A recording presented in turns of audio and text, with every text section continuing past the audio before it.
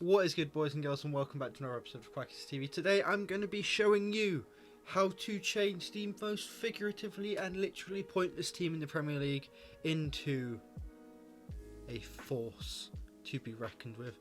Yes, I'm going to be showing you the players we can sign with Norwich City to not only survive the Premier League, but to thrive in the Premier League. But the first thing we have to do, we have to say, what are the strong points? They're not all useless, are they? No, they are not. Maximilian Aarons, good young English right back. We know about English right backs, but he ain't the only one. Matthias Norman, he's got a little bit about him. He's 76 rated at 26, but that boy right there, Zolis.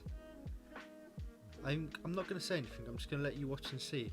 Finally, we have Tad Cantwell. Left mid, there's a reason it's regressing there. We're changing him to a cam, and obviously with the change to a cam becomes a change in formation. 4-2-3-1. If we're going to play this formation, though, we have to isolate the weak spots, obviously. We've got that front four, you can see how strong it is. But left back, centre back, and strikes. I know there's a lot of Timo Pukki fans, and I'm not saying you have to sell him. If you want to keep him for this year, do so. But to be quite honest, he's low rated, he's old, and he's not going to get much better. Players like that are the reason Norwich have become, with Fulham, probably the biggest yo-yo club in the league. Whereas other clubs have been able to thrive with younger players, they're relying on older ones at times. And if all we have to do is avoid relegation, why not take a risk and sign young players? Sign the players. We know we're not going to get sacked, so that's who we're going to be targeting. If you're going to sell Pukki, again, I'm not saying you have to, make sure to renew his contract. And I know you're going to say, 20 million, that's not much. All we had to do was sell Pukki and Rupp, and now we can already afford to fill in those three positions with the exact sort of player we want. So you're asking, who exactly is that? Well, here we go. First we said centre back, didn't we? Tanganga, Collins, players from the English League, if you like a more realistic save. But then there's the likes of Pascali, Bella Kolchop, or Trevor Chalobah, who is also from the English League. Just a bit of an idiot, ignore me. Young players, there's going to be more expensive options, there's going to be more realistic options. I'm going to give you a bit of both, you know. I'm a lover of all kinds, I'm omnibenevolent. I'm going to give you 5 options for each position we're targeting, or actually 3 for striker. I'm a bit of an idiot, I'm a big fat phony, but I have played a lot of FIFA.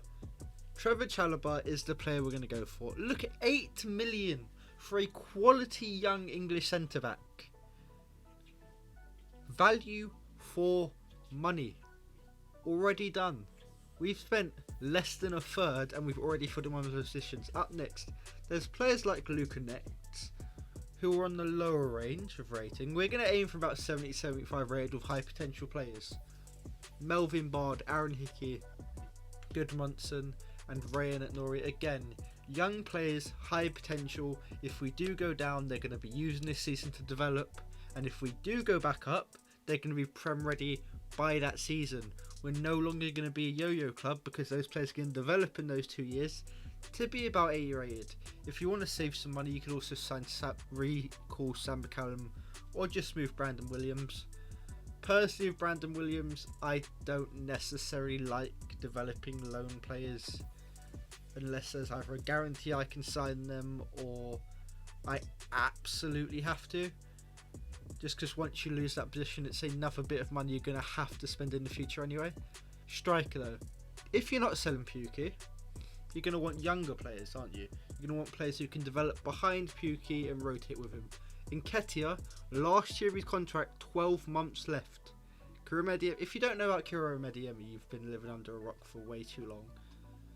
Adam Hlozek, if you sell Pukki, you're going to want a replacement who is going to be better than him. Adam Hlozek absolutely is. 6'2", pace to do you. The young Czech man was top scorer in the Czech League last year whilst missing half of it for injury. You can see who we signed: Rayan at Norwich, Trevor Chalobah, Adam Hlozek. with just 3 signings for less than 30 million. The team already, maybe ratings wise it doesn't look stronger, but now it doesn't have to play Grant Hanley and Ben Gibson, so it absolutely is stronger. You can trust me on that. That front four, Cantwell, Zolis, Rashika and Klosek, 4 key players who can develop together, will peak at similar times, and when we are ready to push, they will be there. As you can see though, we did have a dearth at left back, which means we can sell them to accumulate the funds I just did here, and now we can fill in another position. You could go for another centre back because, as I said, if you don't like developing lone players like me, we can replace Kabach. Or Tim Krul, another player in that Pukey range where, yes, he is one of Norwich's higher rated players, but he's not going anywhere. He's only going to go down from here. By the end of the season, he might even be one of their lower rated players. So we're going to be looking to replace him. We could go for someone like Sam Johnson, recently relegated, 12 months left on his contract, or you could even weaken a rival in relegation, which Brighton may not be in real life, but FIFA ratings wise, I mean, I've seen crazier things. So we're going to do that. Robert Sanchez, 2 million plus Tim Krul, and we've now got a keeper who's higher rated with the potential to develop, which Krul just didn't have. Now we're going into September, we're going to simulate 6 months, and we're going to see how this team is doing. If you're in a relegation zone at this point, there's no need to panic. You're a Norwich manager. They've had Daniel Farke for about 4 odd years. Believe me, they are used to failures. As Mourinho said, they are absolutely specialists in failures. And as you're going to see, 1 point off of the relegation zone, off of safety rather, it's not the end of the world. And here's the thing, we're 1 point off whilst at our lowest. If you can't love us at your lowest, you better not be supporting us at our highest, because believe me, what you're going to see here, this is disappointing to me, and it still looks pretty decent. The most ratings push we got was from Cantwell, and that was aided by us changing him to Cam. You can probably expect a better growth than 1 or 2 in each player. Obviously form does come into it. We were in pretty bad form, so if we can reach some better form, we're going to develop quicker, because that's how youth development works if you didn't know. And if you're not simulating, you've already got players in Zolis, Slozek, Rashika who are going to be excellent to play with. The team right now, it looks like a lower Premier League team, but imagine you add 3 ratings or 2 ratings on each of those at the end of the season. They're going to be looking a lot stronger. They're going to look like a team who can maybe not reach top 10, but maybe just below it, exactly like I just said. 13th in the league. We went on a run, 25 points from our last half of the season. You can see we're already getting those hero players. Yes, Kabach is going to go, so we're going to need to replace him, which it's going to be an expensive thing. We're not probably going to get the budget for Kabach. So, as you can see, I, by some miracle, survived relegation. I was able to stay safely in 13th, and as I said, with the form upgrade, the player ratings, they got much better. They've grown exponential amounts. But on to season 2. The first sign I'm going to make, that's if you stay up, because obviously your budget is going to be impacted by if you get relegated or not. If you stay up, I'd genuinely say just replace Kabach, just fill that gap, and let the rest of the team do their work. As you can see, Kabach is out of our price range, but Japhet Tanganga, who is probably in my top 2 signings you can possibly make on FIFA this year, and he ain't number 2, and it does feel horrible sending out a Tottenham player. 20 million to bring him in. He might even be less for you if you're lucky. And here's the thing, we're going to change him to a rating that within 2 weeks his value is going to shoot up about 5 million. Okay, well, if you sign him in the first season, he goes from 74 to 77 when you change him to centre back, and a +3 rating for just a position change. You can already see we're getting huge bids for our players that if you want to accept, feel free.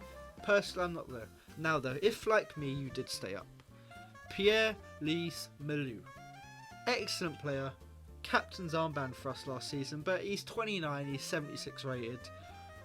Again, we want players now who are going to fit the age range, and we can afford to get a younger player in that midfield slot now. Before, you maybe wanted more experienced players in there, but now we can probably afford to go for someone like Josh De Silva, who is a bit younger, who is a similar rating, but He's going to grow unlike Malou, and we've got players like Cantwell. I don't actually know who else. Hlozek, Zolis, who are all high ratings to allow them that room for error. If you're wondering what qualifies me to be such a genius in this, by the way, I have played literally every iteration of career mode ever, and that is not an exaggeration. I played the very first one in FIFA 2002, and it's why I can do things like this. In just 2 years, I've taken Norwich not just to 7th place, but to a cup win. Look how good this team looks. Hlozek is 82 rated, and that is having missed half a season. He'd probably be about 84 rated by now if he hadn't had an injury, which again, you might not have to deal with. That team in just 2 seasons has gone from surefire relegation to absolute certainty for top 10 plus potential room for Europe. Japhet Tanganga, as I said, is just an absolute cheat code this year. If you haven't signed him, do yourself a favour and go out and get it done. Seriously, he's generally unreal. The rest of the team, just as good. Zolis and Rashika, 83 rated each as well. Cantwell, 83 rated. The front four rather. Don't forget Adam Hlozek. If he hadn't had an injury, he might be the highest rated of them all. That is a front four that cost me 15 million, and they could all be 90 rated in the future. 15 million for a front four that can all be 90 rated. I'm going to skip forward 5 years, and yes, I do know that clock is going backwards, so it should be going backwards 5 years, but suck out. Anyway, May 2026. What have we achieved in that time? Well, as you can see, I've achieved the Premier League. Simple as. Didn't sign a single other player. The only change to this team in that since you last saw it was Kenny McLean retired. Every single other player you still saw is still there. Josh Sargent, Lees Malou and McCallum offer excellent depth. The young players we did sign, incredible. 60 million is all it cost us to build a Premier League team. Yes, players like Cantwell, Aarons, Norris, Sanchez, Chalobah, they did all peak early, they did all kind of peak around that mid-80s mark, but you're going to have the pleasure of being able to replace them, to be able to sign players better than them, and also to be able to control their form, because you might take charge of some of the games, you might actually take control. This is a full simulation where the players are able to achieve this level of development. You're going to be able to manage all the training sessions, play the games if you'd like.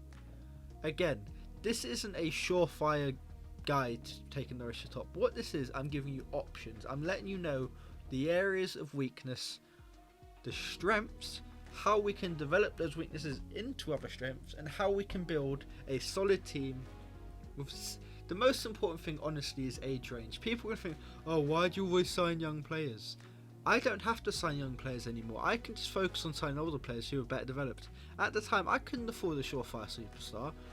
The most I spent on a player was 21 million. There are going to be other rebuilds where, yeah, I will focus on bigger players, bigger surefire players to fill in those gaps. But for now, we had to focus on the younger players who can develop with us, and we did. But for now, you've been an absolutely lovely audience. Thank you. I hope to see you around some more. Peace.